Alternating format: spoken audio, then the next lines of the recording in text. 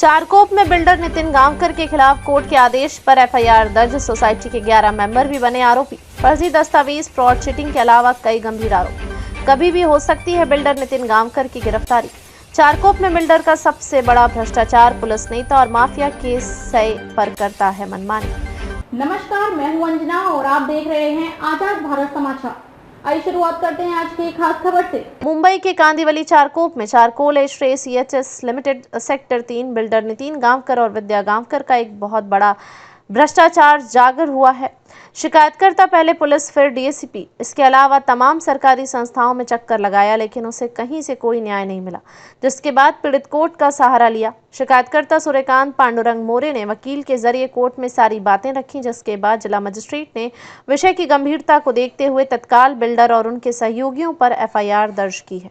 अब ये सवाल उठ रहा है कि जो पुलिस आनाकानी कर रही थी, जो राजनेता दबाव बना रहे थे, वह क्या कोर्ट के ऊपर और उसके आदेशों का भी उल्लंघन करेंगे?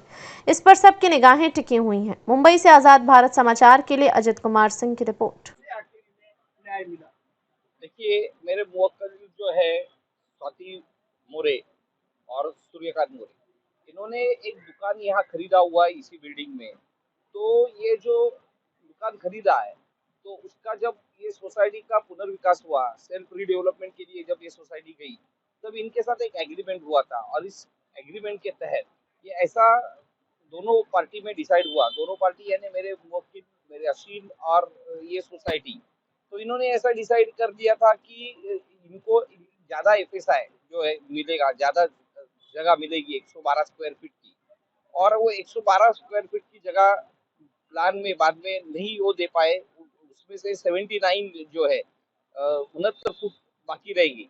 तब ये दोनों पार्टी में डिसाइड हुआ था, या तो ये 69 स्क्वायर फीट का उनको 20,000 रुपए स्क्वायर फीट पर स्क्वायर फीट के हिसाब से, या तो इनको पैसा देके इनका क्लेम खारिज किया जाएगा, या फिर इनको जो ऊपर जो दुकान बनेगा उसमें जो एरिया रहेगा, तो उसमें से 79 स्क्वायर फीट कट करके जो बाकी रहेगा उसका पैसा ये देंगे। यानी ये पैसा देंगे और उनको ऊपर का दुकान उनको खरीद सकते हैं, या फिर इनको 79 स्क्वायर फीट का पैसा देके तब का बाजार भाव जो 20,000 स्क्वायर रुपए पर फुट था उसके हिसाब से इनको पैसा देके बाजू में हटाया जाएगा। लेकिन वो दोनों बातें नहीं हुई। ये बार बार सोसाइटी के संपर्क में रहे कि हमको उनसे ये ऊपर का जो है गाला खरीदना है, क्योंकि नीचे का मेरा है, अगर ऊपर का मेरे को मिलता है तो मेरे को कमर्शियल एडवांटेज मिलेगा। लेकिन उनको ना वो गाला दिया गया, खरीदने के लिए उनको मौका दिया गया, ना उनको पैसे दिए गए। तो इस तरह से पहली उनकी शुरुआत जो है चीटिंग से हो गई, इनका ब्रीच ऑफ ट्रस्ट हो गया। जो इन्होंने जो तय किया था, जो इनके PAAA में है वैसे कि इनको 79 स्क्वायर फीट का उनको या तो पैसा दिया जाएगा या तो इनको खरीदने का मौका दिया जाएगा, लेकिन ऐसा कुछ हुआ नहीं। और बाद में इनको पता चला कि कोई और आदमी ने ये जगह सोसाइटी ने उनको बेच दी। अब जब तक इनका क्लेम नहीं हटेगा तब तक दूसरा कोई यहाँ कैसे आ सकता है? तो यहाँ से इनकी चीटिंग को शुरुआत हो गई। जब इन्होंने कोशिश की, सोसाइटी से बात की, इन्होंने पुलिस स्टेशन में गए, ये डीसीपी साहब के पास गए कि मेरे ऊपर अन्याय हो रहा है, तब तक इनके ऊपर लिटिगेशन चालू हो गया। उनको ऊपर का गाला तो बाजू में रह गया, नीचे के गाले पे ही इनके ऊपर लिटिगेशन चालू हो गया कि मेंबरशिप नहीं इनको मिलेगी, इनको कागजात के लिए इनको तरसाया गया, इनको मेंबरशिप के लिए अभी तक तरसाया गया, नीचे के फ्लैट, नीचे के दुकान के भी अभी मेंबरशिप नहीं इनको मिल रही है। तो तब तक इनके और जिसने गाला खरीदा उनमें भी लिटिगेशन शुरू हो गया। हमारा ऐसा कहना, ये लिटिगेशन जो है झूठ है। हमें हमारे क्लेम से दूर रखने के लिए ये जो इनमें लिटिगेशन दोनों पार्टी में चालू होगी, वो सिविल कोर्ट में दोनों गए, हम भी सिविल कोर्ट में गए कि ये हमारा है, ये हमको मिले। वो अभी वो सूट पेंडिंग है। फिर जो दोनों पार्टियां वहां झगड़ रही है, अगर समझो सोसाइटी ने उनको वाकई में बेचा है तो फिर सोसाइटी उनके साथ क्यों ये खेल खेल रही है? तो ये सारा मामला जो है ये हम उसको सूडो फाइटिंग बोल रहे हैं कि ये झूठ मूठ की लड़ाई है।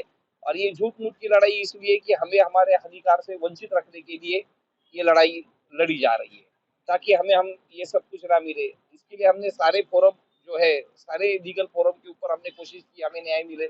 हम डेप्यूटी रजिस्ट्रार के पास गए, हम डिविजनल जॉइंट रजिस्ट्रार के पास गए, मुंबई के हाईकोर्ट के में जो उच्चतम न्यायालय है उसमें हमने गुहार लगाई है। फिर पुलिस स्टेशन गए, डीसीपी साहब के पास गए, और फिर हमने वापस हमारा ये जो मामला है हमने माननीय न्यायालय में ये मामला उठाया और हमें वहां से ऑर्डर मिली है कि ये सारे मामले में जो भी लोग हैं उनके ऊपर केस फाइल हो जाए और 156(3) के तहत ये मामला, सीआरपीसी के तहत ये मामला दर्ज हुआ है चारकोप पुलिस स्टेशन।